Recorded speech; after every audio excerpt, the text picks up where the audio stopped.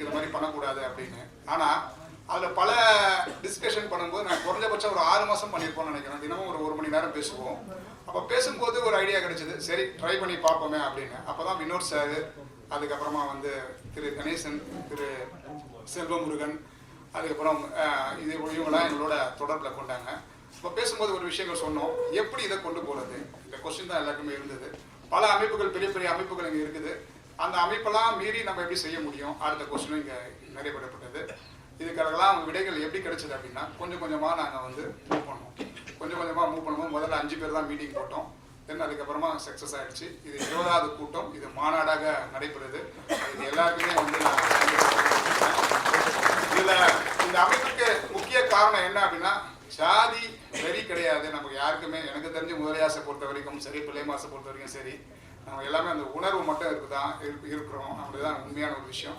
மற்ற சமுதாயத்தை பற்றி நம்ம பேச விருப்பப்படலை. ஏன் அப்படின்னா அவங்க எல்லாம் ஒற்றுமையாகவே இருக்கிறாங்க, எல்லாருமே ஒற்றுமையாக இருக்கிறாங்க. அதுக்கு என்ன காரணம்னா வந்து அவங்களுக்குள்ள வந்து ஒரு அண்டர்ஸ்டாண்டிங். இன்னைக்கு இந்த ஒற்றுமையை வந்து நிலைநாட்டுறதுக்காக தான் வந்து நம்ம வந்து இந்த அமைப்பை வந்து நம்ம உருவாக்கணும். குறிப்பாக ஏன் வழக்கறிஞருக்கான இந்த அமைப்பை உருவாக்கணும் அப்படின்னா வந்து அடிக்கடி சொல்லுவார் WP பழனி சார் சொல்லுவார், சார் அட்வொகேட்ஸ் விங் இருந்தால் மட்டும்தான் வந்து நம்ம சமுதாயத்தை காப்பாற்ற முடியும் அப்படின்னு அவர் வந்து சொல்லுவார். நான் கேட்டேன், அதுக்கப்புறம் எப்படி அதை பண்ண முடியும் அந்த மாதிரி அப்படின்னு. சரி, அதனால தான் நம்ம வந்து இந்த டீமையை உருவாக்கணும். இதோடைய நோக்கம் என்ன, ஃபர்ஸ்டான ஆப்ஜெக்ட் என்ன அப்படின்னா, நாம வந்து ஒற்றுமை, அதிகாரம், பாதுகாப்பு, இது 3 நோக்கி தான் நம்மளுடைய பயணமே போயிட்டு இருக்கு. ஒற்றுமை, அதிகாரம், பாதுகாப்பு. ஸோ ஆல்மோஸ்ட் இப்போ எல்லாம் சொன்னாங்க, என்ன சொன்னாங்கன்னா, எல்லாம் முதலியாரெல்லாம் சேர மாட்டாங்க, பிள்ளைமாரெல்லாம் சேர மாட்டாங்க, அதெல்லாம் வந்து அவங்களாம் ரொம்ப கஷ்டம் அப்படின்னாங்க. It has been changes, everything changes வந்துடுச்சு. இதில் ஒரு ஒரு ஒரு நிகழ்ச்சியை சொல்லிடுறேன். சுள்ளிராஜன் சாருக்கு நான் சொல்லின ஒரு விஷயங்கள். அவருடைய தந்தை இறந்தார். ஆக்சுவலாக உண்மையிலே நான் மன்னிப்பு கேட்டுக்கிறேன் சார், எங்களால் வர முடியாத ஒரு சூழல் இருந்தது. உண்மையிலே அது ரொம்ப வருத்தத்தக்கமான ஒரு விஷயம் தான். அதனால தான் இந்த படத்திற்ப விழாவுக்காக பண்ணோம் நாங்கள். ஸோ இப்போ நாங்கள் என்ன பண்ணோம் அப்படின்னா வந்து ஒரு யூனிட்டியாக ரெடி பண்ணி எல்லாரையும் ஒன்றிணைச்சோம். இப்போ 20 கூட்டத்தை நடத்திட்டோம். அப்போ காஞ்சிபுரத்தை பற்றி ஒரு விஷயத்தை சொல்ல விருப்பப்படுறேன். காஞ்சிபுரத்துலேருந்து வந்திருக்காங்க இங்கே பாரதி ராஜா, அப்புறம் சுதாகர், அதுக்கப்புறம் செய்யார்லேருந்து வந்திருக்காங்க. அவங்களாம் ஸ்டார்ட் பண்ணும்போது ஒரு சொன்னாங்க, சார் இது வந்து ரொம்ப கஷ்டம் சார், இது எப்படி சார் போக முடியும் அப்படின்னு கேட்டாங்க. இன்னைக்கு அவங்க என்ன ரெஸ்பான்சிபிள் என்ன இருக்குதுன்னு அது தெரியும் நினைக்கிறேன். எல்லாருக்குமே மிகப்பெரிய ரெஸ்பான்சிபிள் இருக்கு. இந்த அமைப்பு மூலமாக இப்போ வந்து நம்ம பல விஷயங்களை செஞ்சுருக்கோம். குறைஞ்சபட்சம் பார்த்தீங்கன்னா நம்ம வந்து ஒரு பல பேருடைய பிரச்சனையை தீர்த்திருக்கிறோம், பல பேருடைய சட்ட பிரச்சனையை தீர்த்திருக்கோம். அது இல்லாமல் பல விஷயங்கள்லாம் நம்ம இந்த அமைப்பு மூலமாக செஞ்சுருக்கோம்.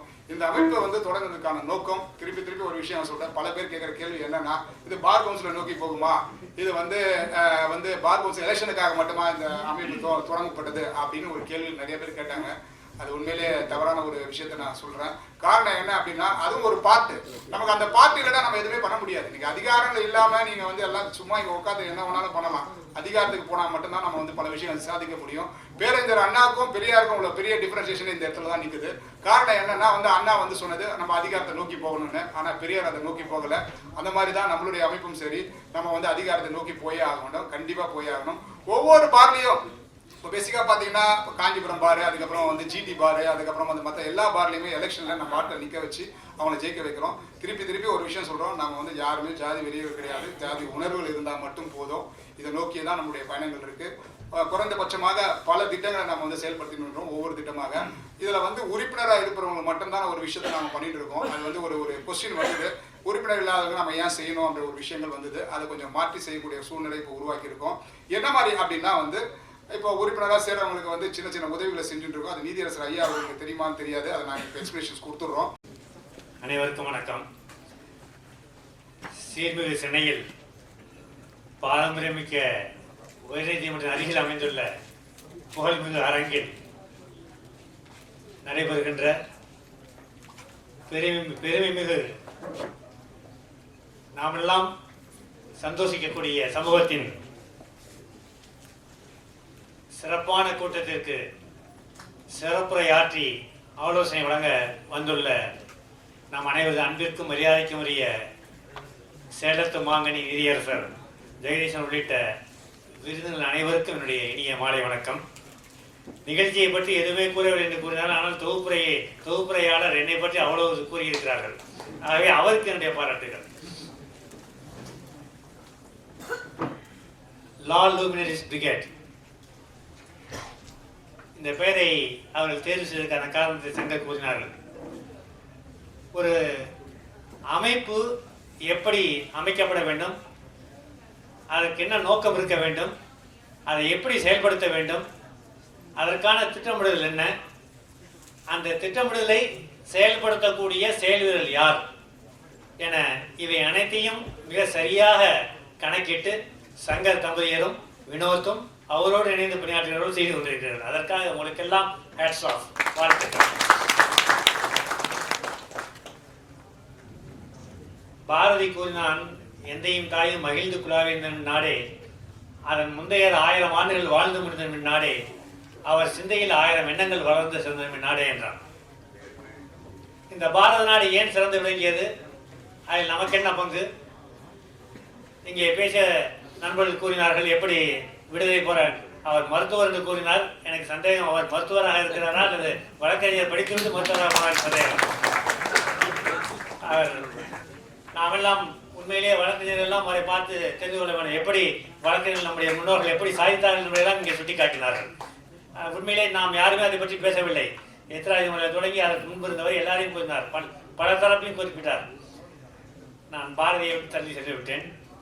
பாரதி கூறியது போல எந்தையும் தாயும் மகிழ்ச்சி கூறினார், அவர் சிந்தையில் 1000 எண்ணங்கள் வளர்ந்து சிறந்த நாடு என்றான். நம்முடைய முன்னோர்கள் என்ன செய்தார்கள்? அரியநாத முறையாக தொடங்கி நிர்வாக திறமை, இங்கே பேசிய நண்பர்கள் கூறிய போல பி.டி. ராஜன், பக்தவச்சலம் என நிர்வாகத்திலே மிகவும் சிறப்பான நிர்வாகத்தை கொடுத்தவர்கள். நான் காரிலே வரும்போது நம்முடைய நீதியரசோடு பேசிக்கொண்டு வந்தபோது ஐஜி ஆஃபீஸில் டிராஃபிக் ஜாம் ஆகுது, ஐஜி ஆஃபீஸில் ஜாம் ஆகிருக்குங்கன்னு சொன்னேன். இப்போ டிஜிபி ஆஃபீஸ் ஆகிட்டு இருந்தாலும் நான் ஐஜி ஆஃபீஸ் சொல்கிறோம்னு.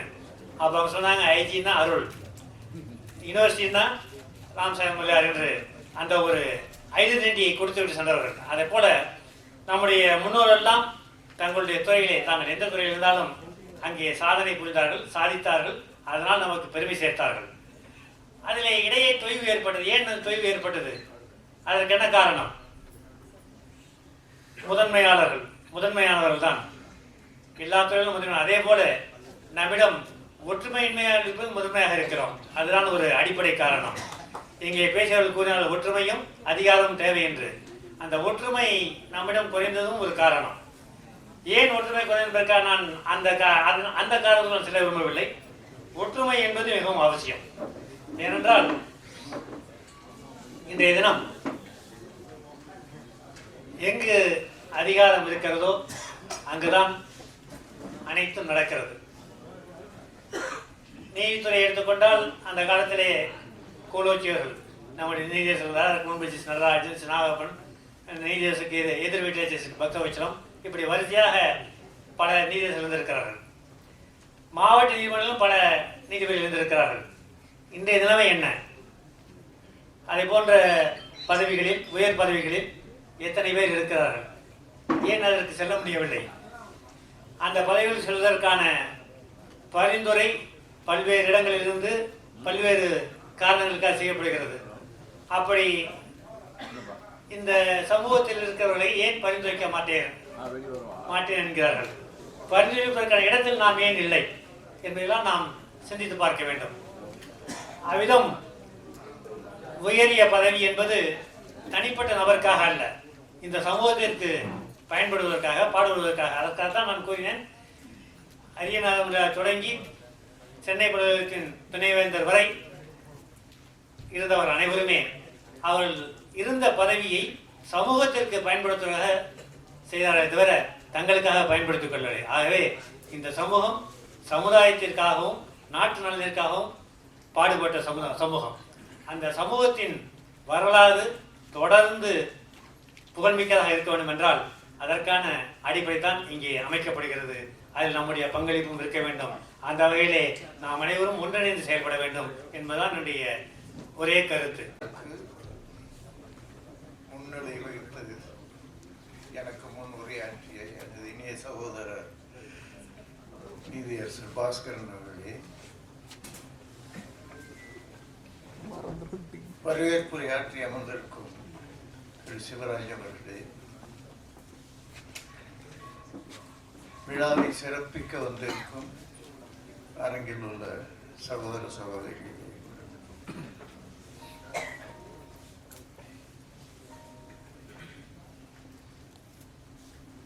இந்த விழாவை தொகுத்து வழங்கிக் கொண்டிருக்கும் டாக்டர் ஆதிரை அவர்களே, முனைவர் ஆதிரை அவர்களே, அவர்கள் என்னை அறிமுகப்படுத்தும் பொழுது நான் வைத்த பதவிகள் எல்லாம் சொல்லிவிட்டார்கள். நான் இப்பொழுது இருப்பது 3: சேக்கலார் ஆராய்ச்சி மைய தலைவர், மயிலாப்பூர் ஆர்ட்ஸ் அகாடமியின் தலைவர், மயிலாப்பூர் அகாடமியின் தலைவர், பாரதி வித்யா பவனின் வைஸ் சேர்மன். பதவி அவர் சொல்வது போல் பதவி தேடிக்கொண்டு வருவது என்றால் அது நாம் நடந்து கொள்வதில்லை.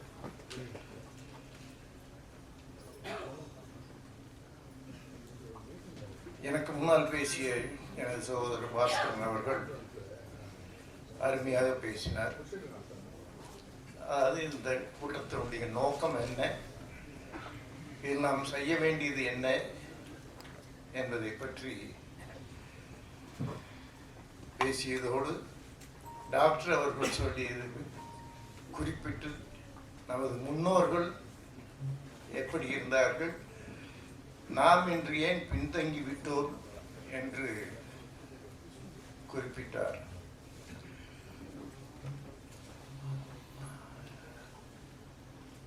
அதில் ஒன்றை மட்டும் நான் கூறிக்கொள்ள விரும்புகிறேன்.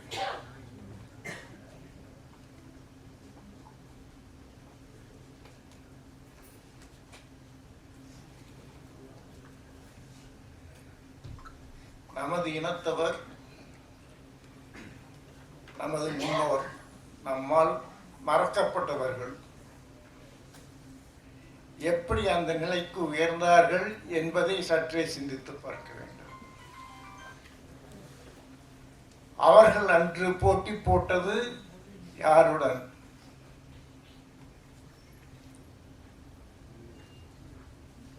ஒரு குறிப்பிட்ட அதிகார வர்க்கம், ஒரு குறிப்பிட்ட அறிவு சார்ந்த மமதை உள்ள ஒரு இனத்தோடு போட்டி போட்டு அவர்களை மீற வேண்டும் என்ற ஒரு நோக்கத்தோடு தான் செயல்பட்டார்கள். இதிலிருந்து என்ன தெரிகிறது என்றால், நாம் போட்டி போடுவது வலுவான ஆளாக இருந்தால்தான் நமக்கு தைரியம் வரும், நம்முடைய திறமையை நாம் காட்ட முடியும் என்பது. அன்றைக்கு அவர்கள் வகுத்த வழியில், போட்ட பாதையில் நாம் இறங்கி நடப்பதால் நமது பாதையை அதிகமாக விரிவுபடுத்தவில்லை. அதனால் நாம் சுருங்கி போனோம் என்பதுதான் எனது தாழ்மையான கருத்து. ஆனால் இன்று மீண்டும் ஓரளவிற்கு நாம் முன்னேறி கொண்டிருக்கிறோம் என்பதில் ஐயமில்லை.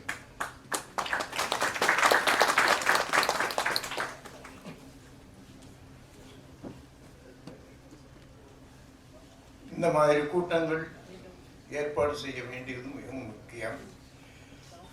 இதில் திரு சங்கர் அவர்களும் வினோத் அவர்களும் பெருவாரியாக முயற்சி செய்து கொண்டார்கள் என்றார்கள், எல்லோரும் சொன்னார்கள். நான் கூட வரும் பொழுது கூட்டம் எவ்வளவு இருக்குமா என்று சந்தேகித்தேன். அநேகமாக அடுத்த முறை இந்த கூட்டம் வேறு ஒரு பெரிய அரங்கில் நடத்த வேண்டியிருக்கும் என்று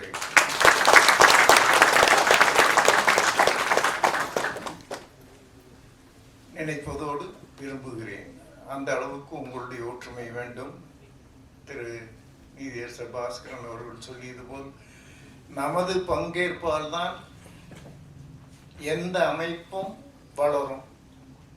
அது இல்லை என்றால் இல்லை. அதற்கு முக்கியமாக வேண்டியது ஒற்றுமை.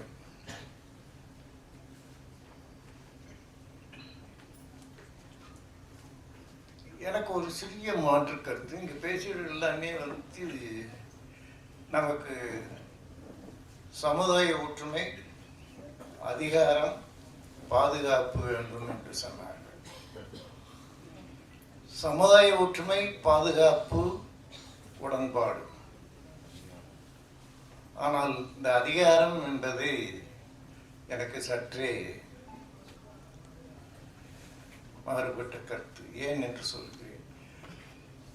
ஒரு அறிஞர் சொன்னார், அதிகாரத்தை தேடுபவன் அடுத்தவனை அடக்குவதற்காக என்பது.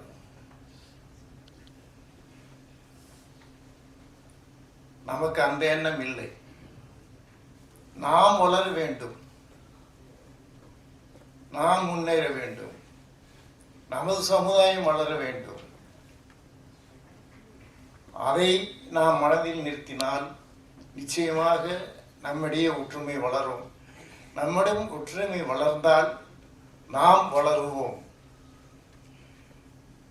இப்பொழுது எப்படி இத்தனை பேர் சேர்ந்தோமோ டெவலப்மெண்ட் நான் சிவராஜ் அவர்களிடமும் சொன்னேன், சேலம் மதுரை என்று ஒவ்வொரு இடத்திற்கும் சங்கர் போய் கொண்டிருக்க முடியாது.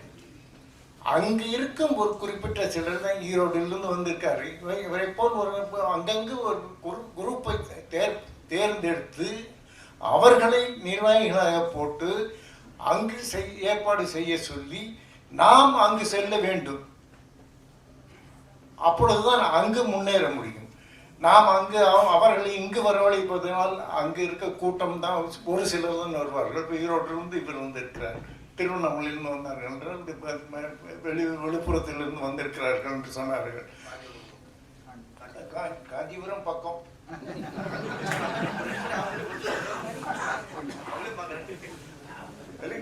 காஞ்சிபுரம் செங்கல்பட்டு இங்க இருந்து போயிட்டு வரவங்க எடுத்துட்டு இருக்காங்க. பட் ஈரோடு சேலம் மதுரை திருச்சி என்று சொல்லும் பொழுது தூரம். அந்த அவர்களை இங்கு வரவழைப்பது அங்கு ஒரு ஏற்பாடு செய்து அவர்களுக்கு ஒத்துழைப்பு சொல்லுவது போல் நாம் அங்கு செல்ல வேண்டும். ஒவ்வொரு ரீஜனிலும் இதை வளர்த்து இது ஒரு மாவட்ட மாநாடாக ஒவ்வொரு மாவட்டத்திலும் ஏற்பாடு செய்து